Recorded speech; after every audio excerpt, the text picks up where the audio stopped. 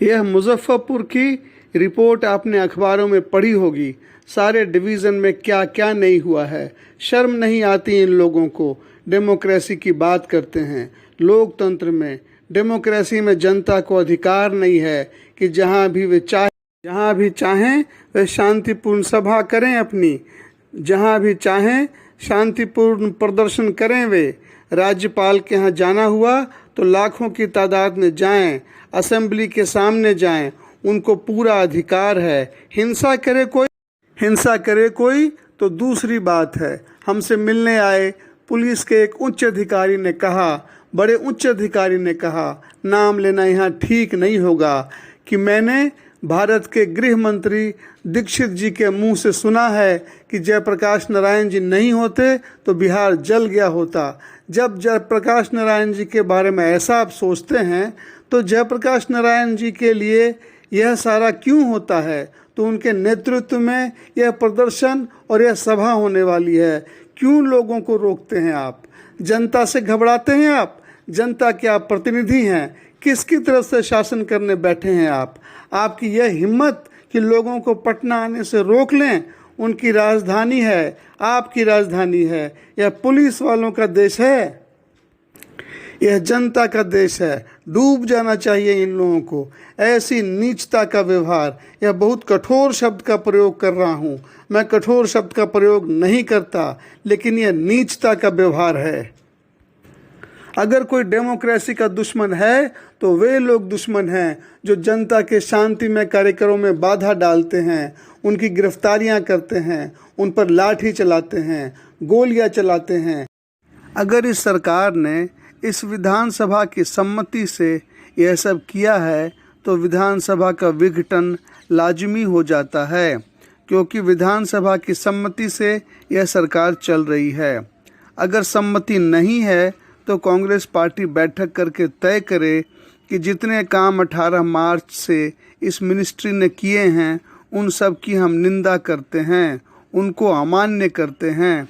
हम दूसरी मिनिस्ट्री बनाएंगे तो ठीक है, हमारी राय बदल जाएगी। लेकिन कोई बोलता है, इनके आपस में झगड़े होते हैं, दिल्ली जाते हैं। काहे के लिए दिल्ली जाते हैं? इस बात के लिए नहीं कि मिनिस्ट्री गलत काम कर रही है, बल्कि इस बात के लिए कि हमको मिनिस्टर बनाओ, हमको मिनिस्टर बनाओ। यह डेमोक्रेसी है। चुनाव में प्रचार हुआ कि कांग्रेस स्टेबिलिटी लाएगी, स्थिरता लाएगी। यह जो संविध सरकारों ने कर दिया वह देखा गया। बार बार हुकूमत बदलती रही। अरे तुम्हारी मेजॉरिटी है और यह हालत है। 10 महीने इस मिनिस्ट्री को हुए होंगे। कितने महीने इन्होंने काम किया है? कोई काम हो रहा है? जो हुक्म देते हैं मिनिस्टर लोग, चीफ मिनिस्टर हुक्म देते हैं, उस पर अमल नहीं होता, कागज़ पर रहता है। ठप है सारा एडमिनिस्ट्रेशन। कौन करेगा काम? सबके आपस में झगड़ा है दिन रात का। यह डेमोक्रेसी है, इसे बदलना चाहती है जनता। जयप्रकाश नारायण, छात्र, युवक, क्योंकि जो भी आंदोलन इस देश में आज उठेगा उसका नेता युवक रहेगा, छात्र रहेगा। इसमें कोई संदेह नहीं है हमको। जो इसको बदलना चाहता है वह एंटी डेमोक्रेटिक है, वह दुश्मन हो गया डेमोक्रेसी का। और ये लोग इसको डेमोक्रेसी कहते हैं। दिन रात बैठ करके जो साजिशें करते हैं। जितने ये एमएलए हैं कांग्रेस के, जब टिकट बटा था तो किसने टिकट बांटा था? यह छिपा हुआ है बिहार से। किसने टिकट बांटा था?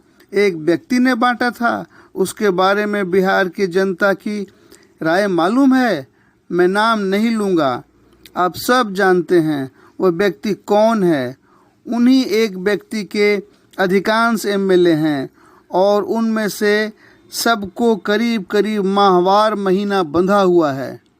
अगर कांग्रेस चाहती है कि अपनी शक्ल जरा जनता के सामने अच्छी बना कर रखे, अपना भला चाहती है, तो उसको खुद चाहिए, इंदिरा जी को चाहिए कि इस असेंबली को डिसॉल्व कर दें। यह उनकी पार्टी नहीं है, यह एक व्यक्ति की पार्टी है जो रुपए के बल पर खड़ी हुई है। यह एक व्यक्ति की पार्टी है जो रुपए के बल पर खड़ी हुई है। मित्रों, एक बात तो यह कहनी थी। मैं जानता हूं कि डॉक्टर रहमान यहाँ बैठे होंगे, तो वे कुछ चिंता में पड़े होंगे कि इस जोर से बोलने का असर मेरे हृदय पर बुरा होगा।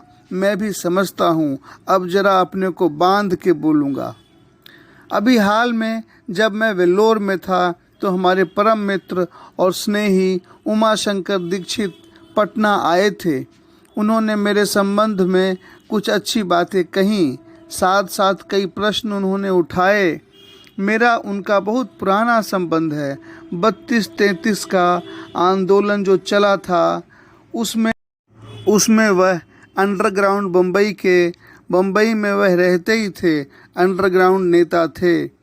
और सदानंद जी जो फ्री प्रेस के मालिक भी थे, उसकी स्थापना की थी। उनको ब्रेन ऑफ बॉम्बे कहा जाता था। मुझे भी कोई बड़ी पदवी दी थी, पर मैं अपनी प्रशंसा नहीं करूँगा। उस समय दीक्षित जी से हमारा परिचय और हमारी घनिष्ठता मित्रता हुई। और अंडरग्राउंड जमाने की जो मित्रता होती है वह ठोस होती है। चाहे हम कहीं रहें, वह कहीं रहें, ठोस रहती है। उसके बाद हम एक दूसरे के मित्र आज तक बने हुए हैं। इस मित्रता के चलते मैंने उचित नहीं समझा कि प्रेस के जरिए मैं दीक्षित जी को जवाब दूं, उनके साथ किसी विवाद में पड़ूं, इसलिए मैं चुप रहा हूं। आज भी मैं उनका जवाब नहीं देना चाहता।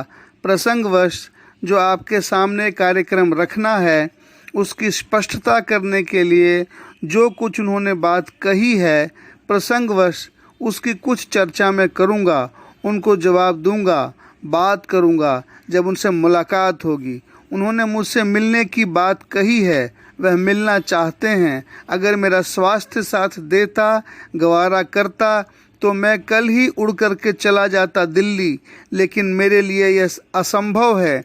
जून का पूरा महीना यहीं रहूँगा। स्वास्थ्य लाभ करना है।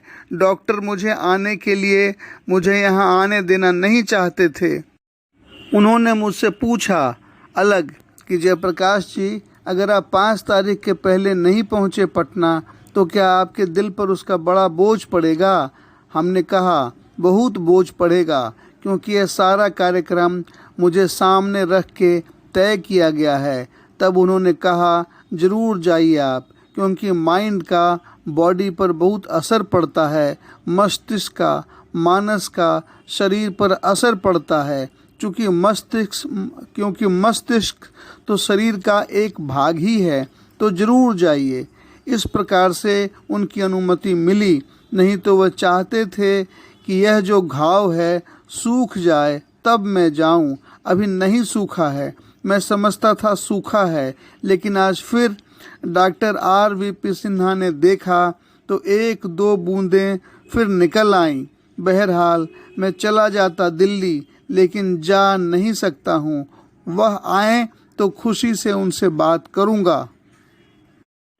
कुछ ऐसे मित्र हैं जिनके भाव अच्छे हैं।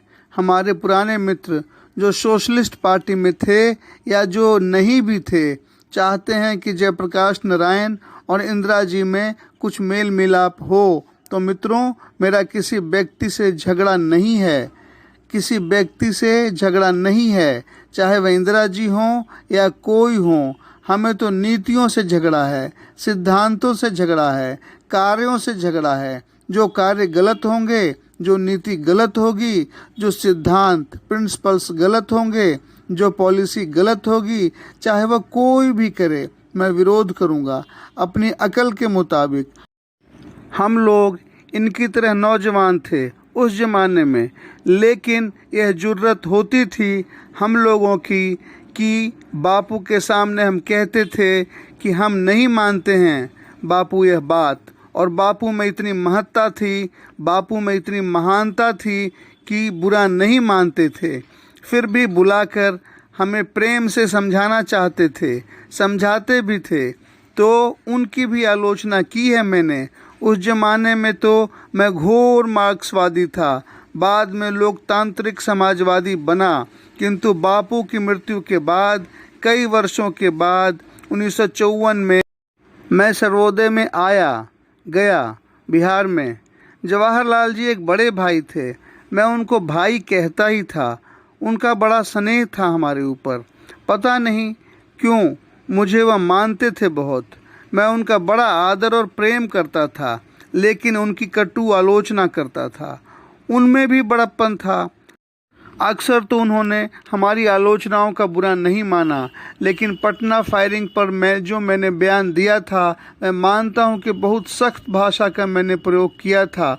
उस पर वह बहुत नाराज हुए थे। लाल बहादुर जी ने कश्मीर के मामले में कुछ किया उन्होंने, मैंने उनकी भी आलोचना की, उनको तार भी दिया कि यह बहुत गलत काम किया है आपने, इससे कश्मीर के सवाल को हल करने में आपको दिक्कत होगी। थोड़े ही दिनों में 18 महीनों में वह चल बसे। देश का दुर्भाग्य है। इंदिरा जी से जो मेरे मतभेद हैं, वे जवाहरलाल जी के साथ जो मतभेद थे उनसे कहीं ज़्यादा गंभीर और सीरियस हैं। जवाहरलाल जी से परराष्ट्र नीतियों के संबंध में, स्वराष्ट्र के संबंध में अधिक उनसे हमारा मतभेद नहीं था। तिब्बत के मामले में मतभेद था, चीन के मामले में था, हंगरी के मामले में था, और मैं कोई गर्व से नहीं करता हूँ। मैंने उस समय जो आलोचना की, हंगरी के मामले में जो कुछ कहा, जवाहरलाल जी को बाद में मानना पड़ा। तिब्बत के बारे में मेरी बात तो नहीं मानी उन्होंने, लेकिन जब चीन ने उनको धोखा दिया तो उस धोखे के कारण उनकी हृदय को ऐसी चोट लगी कि 2 बरस में चले गए, संभल नहीं सके। ऐसा घाव लगा जब चीन ने आक्रमण कर दिया। वह कभी उम्मीद नहीं करते थे, आशा नहीं करते थे कि चीन ऐसा करेगा। थोड़ी इनकी भी गलती थी, तो परराष्ट्र नीतियों के संबंध में मतभेद था उनसे। अंतर्देशीय प्रश्नों में नहीं था उतना मतभेद लेकिन इंदिरा जी से तो अंतर्देशीय मामलों में मतभेद है।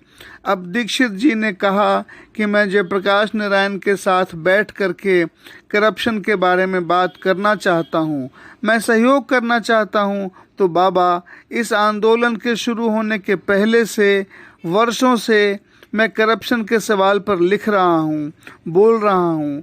इंदिरा जी से मेरी बात हुई। पार्लियामेंट के सभी सदस्यों को, लोकसभा और राज्यसभा दोनों के सदस्यों को हमने छपी हुई चिट्ठी भेजी, जिसमें एक तो सुप्रीम कोर्ट और फंडामेंटल राइट्स के बारे में, जनता के मूल अधिकारों के बारे में था, और दूसरा 6 हमने सुझाव दिए थे करप्शन को दूर करने के लिए।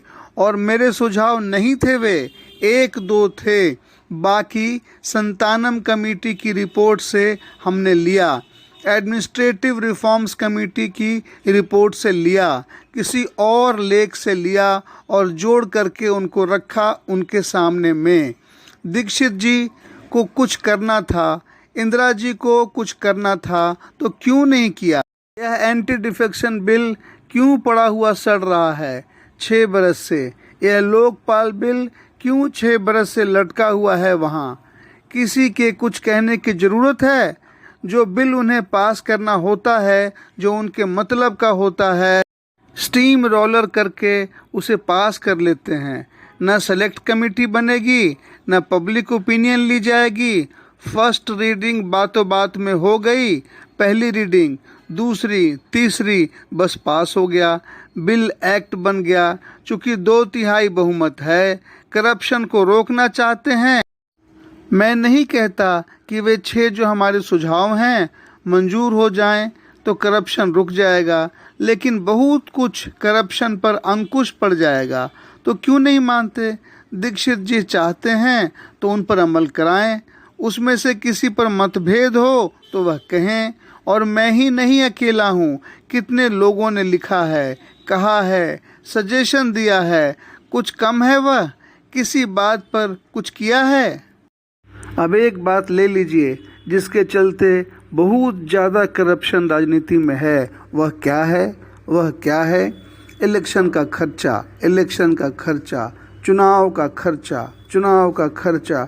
करोड़ों रुपया वे चुनाव पर खर्च करेंगे, करोड़ों रुपया वे चुनाव पर खर्च करेंगे। एक तरफ गरीबी हटाओ का नारा लगाएंगे, समाजवाद का नारा लगाएंगे, यह सब रुपया ब्लैक मार्केटियर लोगों से आप इकट्ठा करेंगे। अनअकाउंटेड मनी, करोड़ों रुपया जिसका कोई हिसाब नहीं, जिसका कोई किताब नहीं। कांग्रेस की किताब में, हिसाब की किताब में कहीं उसकी एंट्री नहीं। कैसे वह खर्च हुआ, किसने वह खर्च किया, कुछ मालूम नहीं। इस करप्शन की जड़ पर प्रहार होना चाहिए। आज से नहीं, बरसों से मैं पुकार रहा हूँ कि भाई, इस चुनाव की पद्धति में आमूल परिवर्तन होना चाहिए। चुनाव का खर्च कम करना चाहिए। अगर चाहते हैं आप कि गरीब उम्मीदवार खड़ा हो सके, मजदूर उम्मीदवार खड़ा हो सके, किसान उम्मीदवार खड़ा हो सके, गरीब पार्टी जो गरीबों की पार्टी है वह अपने उम्मीदवार खड़ा कर सके। सुनता है कोई? अब सुन रहे हैं। कोई कमेटी बनाई है उन्होंने, वह भी जल्दी जल्दी कुछ कर लेंगे और ऐसे सुधार कर लेंगे जिनसे उनका ही और फ़ायदा हो पाए। तो खुशी की बात है। आए दीक्षित जी, बात करूंगा, लेकिन ये बातें तो सबके सामने हैं, आज से नहीं बरसों से हैं।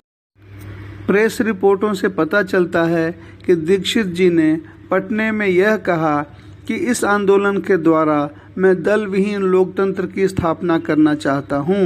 दल विहीन लोकतंत्र सर्वोदय विचार का मुख्य राजनीतिक सिद्धांत है और उस विचार का प्रचार पिछले वर्षों में मैं करता रहा हूँ और ग्राम सभाओं के आधार पर दल विहीन प्रतिनिधित्व स्थापित हो सके इसका प्रयत्न भी करता रहा हूँ।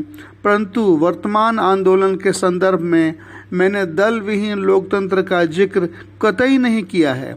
फिर भी मेरे पुराने विचार को लेकर जनता में, विशेषकर बुद्धिजीवियों में काफ़ी भ्रम फैलाया जा रहा है। दल विहीन लोकतंत्र की आलोचना में दीक्षित जी या अन्य लोगों ने जो कहा है उसका उत्तर देने का यह स्थान नहीं है। केवल अपने कम्युनिस्ट भाइयों के भ्रामक प्रचार की सफाई के लिए इतना ही कहूँगा कि दल विहीन लोकतंत्र तो मार्क्सवाद तथा लेनिनवाद के मूल उद्देश्यों में से है, यद्यपि वह उद्देश्य दूर का है। मार्क्सवाद के अनुसार समाज जैसे जैसे साम्यवाद की ओर बढ़ता जाएगा वैसे वैसे राज्य स्टेट का क्षय होता जाएगा। The state shall विदर away. और अंत में एक स्टेटलेस सोसाइटी कायम होगी।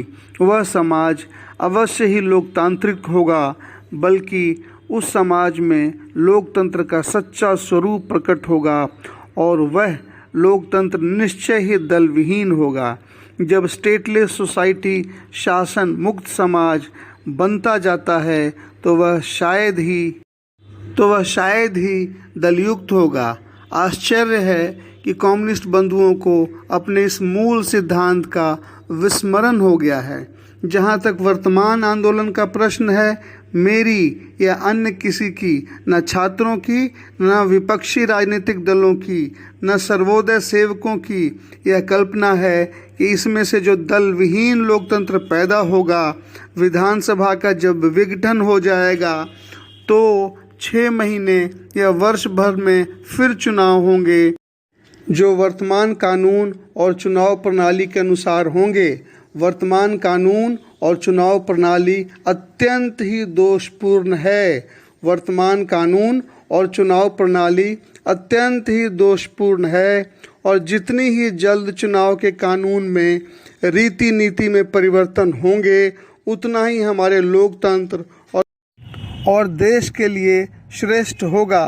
परंतु दुर्भाग्य यह है कि दिल्ली के सत्ताधारी इस प्रकार के अनुसार निकट भविष्य में नहीं करने वाले हैं। जब तक कि देशव्यापी जनमत का दबाव उन पर नहीं पड़ता तब तक वे ऐसा कुछ नहीं करेंगे। तो विधानसभा के विघटन से संभावना तो यही है कि वर्तमान कानून तथा नियम आदि के अंतर्गत ही पुनर्निर्वाचन होगा। इसलिए प्रश्न उठता है कि जैसा कि पिछले सप्ताहों में कई बार उठा भी है कि उस हालत में विधानसभा के विघटन से क्या लाभ होगा। मुझे खेद है, इसका उत्तर पिछले दिनों में मैंने बार बार दिया है, पर उसको समझने की कोशिश थोड़े ही लोगों ने की है। इसलिए बार बार मुझसे यह सवाल होता है कि जयप्रकाश नारायण वर्तमान चुनाव पद्धति और विधानसभा के चुनाव का कौन सा विकल्प पेश कर रहे हैं। मैं अपना विकल्प एक बार फिर दोहरा देता हूँ। यह विकल्प चूँकि नए ढंग का है, जो घिसे पिटे राजनीतिक चिंतन से भिन्न है, इसलिए वह लोगों की समझ में नहीं आता। अगर मैं यह कह दूं कि मेरा विकल्प यह है कि मैं इस आंदोलन और संघर्ष में से एक नया पार्टी का निर्माण करूंगा, तो सब लोग मेरी बात आसानी से समझ लेंगे और उसके बाद मेरी आलोचना शुरू हो जाएगी कि यह आदमी केवल अपनी सत्ता के लिए छात्रों और जनता के आंदोलन का दुरुपयोग कर रहा है। लेकिन जब मैं कोई नई बात कहता हूँ तो उसको समझने की कोशिश कम होती है या नहीं होती है। तो क्या है मेरा कहना? संक्षेप में यह है कि आज की परिस्थिति में आम जनता को, आम मतदाता को केवल इतना ही अधिकार प्राप्त है कि वह चुनाव में अपना मतदान करे, परंतु मतदान प्रक्रिया ना तो स्वच्छ है और ना ही स्वतंत्र है। मतदान प्रक्रिया फ्री एंड फेयर नहीं है। न उम्मीदवारों के चयन में मतदाताओं का हाथ होता है और न चुनाव के बाद अपने प्रतिनिधियों पर उनका कोई अंकुश ही रहता है। मैं इन दोनों कमियों को दूर करने का प्रयत्न कर रहा हूँ। अपना देश भारत पिछड़ा हुआ है, इसलिए बावजूद इसके कि हमने लोकतंत्र की स्थापना की है, विकसित देशों के लोकतांत्रिक समाज में जो काउंटरवेलिंग फोर्सेस, प्रति प्रभावी शक्तियाँ यानी परस्पर एक दूसरे को प्रभावित करने वाली शक्तियाँ होती हैं, जनमत का जो प्रबल प्रभाव प्रतिनिधियों पर निरंतर पड़ता है, जो स्वतंत्र और साहसी प्रेस, पत्रिकाओं के रोल होते हैं, शिक्षित समुदाय, एकेडमिक कम्युनिटी का जो वैचारिक और नैतिक असर होता है, इस सारे इंफ्रास्ट्रक्चर का यानी जनता और शासन के बीच की संरचना का यहाँ नितांत अभाव है। ऐसी स्थिति में हमारा लोकतंत्र केवल नाम मात्र का रह जाता है। ऐसी स्थिति में हमारा लोकतंत्र केवल नाम मात्र का रह जाता है।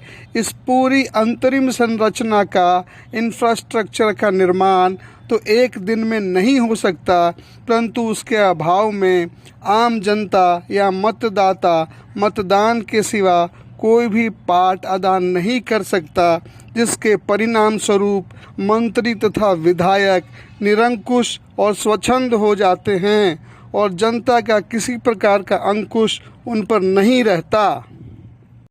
जयप्रकाश जी का यह भाषण लंबा है, इसलिए अब इसे यहीं विराम देता हूँ, पर जयप्रकाश जी के भाषण का अगला हिस्सा सुनने के लिए आप भाग 2, भाग 3 या भाग 4 या इसके जितने भी हिस्से हों उसे ज़रूर सुनें। जयप्रकाश जी का यह भाषण भारत के भाग्य के लिए, भारत के लोगों के भाग्य के लिए, भारत की हर उस व्यथा को दूर करने के लिए एक लाइफ चेंजिंग भाषण है। जो भी सामाजिक लोग हैं, भारत के लोगों के भाग्य को बदलना चाहते हैं, वह जयप्रकाश जी के इस लाइफ चेंजिंग भाषण को ज़रूर सुने। मैं अपने सभी सुनने वाले स्नेहीजनों का स्नेह वंदन और हृदय से आलिंगन करता हूँ।